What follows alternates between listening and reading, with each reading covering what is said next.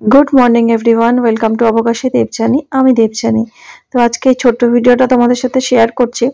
এটা কালকে সকালের কিছুটা অংশ আর পরশু দিনের ভিডিও।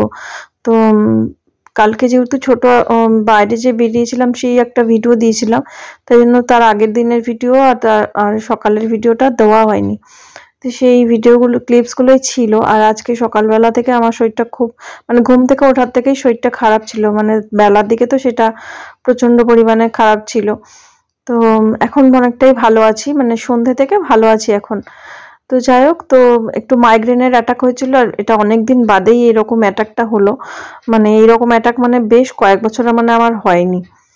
তো সারাটা দিন শুয়েই ছিলাম, খুব অবস্থা খারাপই ছিল আজকে সকাল থেকে।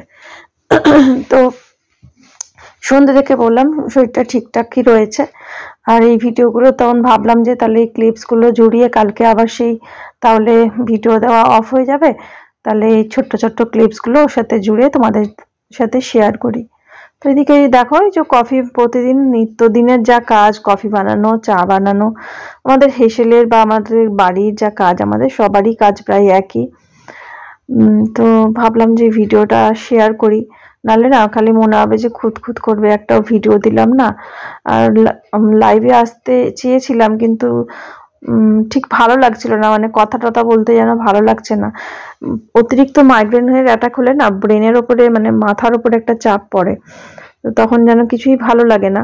তো সকালবেলা সেটাই ছিল, একটা আলো পর্যন্ত সহ্য করতে পারছি না, একটা কোনো আওয়াজ সহ্য করতে পারছি না। তো সন্ধ্যের দুপুরে যেহেতু ঘুমিয়েছি, ঘুমানোর পরে মাইগ্রেনের অ্যাটাকটাও এরকমই হয়, ঘুম টুম ঠিকঠাক হয়ে গেলে তারপর আবার সবকিছু ঠিক হয়ে যায়। তো যাই হোক, তো সকালে বললাম যে শরীরটা ভীষণই পরিমাণে খারাপ ছিল, বমিটিং ব্যাপারটা ছিল, ওটা আমি ইচ্ছাকৃতই করেছিলাম, কারণ না করলে ঠিক শান্তি হচ্ছিল না। আর সেটা হওয়ার পরে মনে হয় যেন একটু ভালো করে ঘুমাই। তো দুপুরবেলা খাওয়া দাওয়া করিনি, পরশুদিন রাত্রিবেলাও খাইনি ভাত।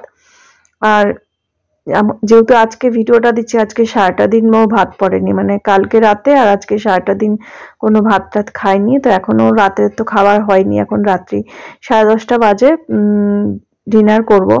তো তার আগেই ভয়েসটা দিয়ে নিচ্ছি।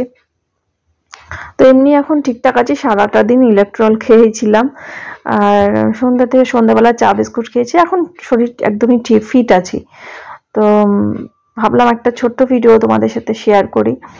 আর না শেয়ার করলেও কালকে আবার সারাটা দিন কেমন একটা মুড অফ মতো হয়ে থাকবে, যে একটা ছোট্ট কোনো ক্লিপস 1 মিনিট কি 2 মিনিটের তো শেয়ার করতে পারতাম।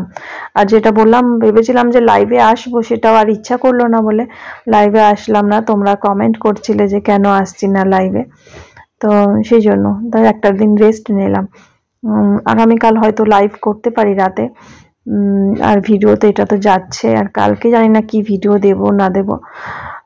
আমাদের একটা অন্যরকম একটা কিছু প্ল্যানিং চলছে, সেটা এক্ষুনি বলছি না, কারণ মানুষের কথা তো ঠিকঠাক হয় না। একটা বেড়াতে যাওয়ার একটা কথা হচ্ছে, তো কাল থেকেই হচ্ছে কথাটা, কাল থেকেও বলা যায় না, বেশ কয়েক মাস ধরে হচ্ছে। তারপর সবকিছু বাতিল হয়ে একটা ঘরের কাছাকাছি একটা কোথাও যাওয়ার একটা ইচ্ছা আছে, হয়তো হবে আবার, সেটাও ভাবছি। তারপরে জানি না কি করে কি ভিডিও দেবো।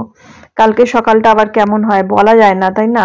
কালকেও যেরকম সন্ধ্যেবেলা বা রাতে ভাবতে পারিনি যে আজকে সকালেই উঠেই সকাল থেকেই শরীরটা খারাপ থাকবে। তো এই মানুষের জীবন সত্যি কেমন একটা বৈচিত্র্যময়, এক্ষুনি ভালো আছি, তো খানিকক্ষণ বাদে আধ ঘন্টা 1 ঘন্টার মধ্যে মানুষের যে কি হয়ে যাবে সত্যি আমরা কিছুই জানি না, সেটা ভগবানই জানবে। তো এরকম হঠাৎ করেই অসুস্থ হয়ে গেছিলাম। মাঝে মাঝে একটু অসুস্থ হওয়া কিন্তু একদিকে ভালো। তো যাই হোক, দেখো এই মাছের ঝোলটা করে নিয়েছিলাম, যে দিদিদের সাথে যে গিয়েছিলাম তার আগের দিনকে, যাতে দুপুরবেলা রান্নাটা যাতে না করতে হয়, তো সেই তো বাইরেই খেয়েছিলাম। বেশ সুন্দর হয়েছিল এই মাছের ঝোলটা, পাবদা মাছ আর কাতলা মাছ রান্না করেছিলাম। একটা ছোট্ট ভিডিও তোমাদের সাথে শেয়ার করলাম আজকে।